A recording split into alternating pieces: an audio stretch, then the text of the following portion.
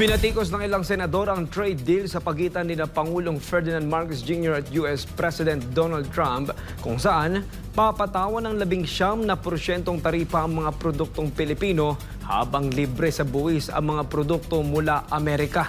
Tinawag ng mga mababatas na dehado, hindi patas at isang insulto ang nasabing kasunduan. Si Troy Gomez magpapalita.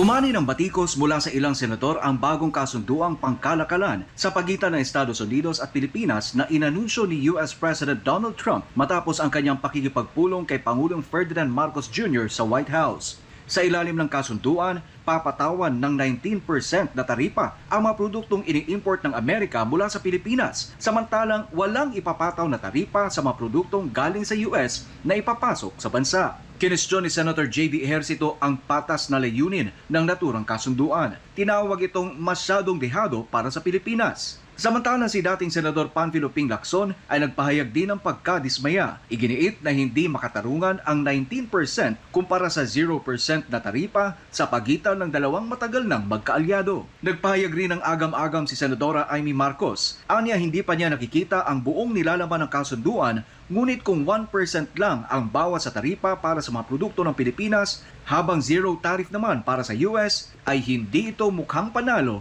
para sa Pilipinas. Ang kasunduang ito ay bahagi ng serye ng mga bilateral na kasunduan na isinusulong ni Trump sa kanyang ikalawang termino bago ang itinakdang deadline sa August 1. Gayunpaman, wala pang malinaw na detalye kung may formal na dokumentong nilagdaan ng dalawang lider. Habang umaasa ang administrasyon na makakakuha ng mas maraming dayuhang pamumuhunan at oportunidad sa kalakalan, maraming Pilipino at mambabatas ang naniniwala na dapat munang tiyaking patas at makatarungan ang mga benepisyo para sa Pilipinas. Para sa Diyos at sa Pilipinas kung mahal, Troy Gomez nag-uulat, SMNI News.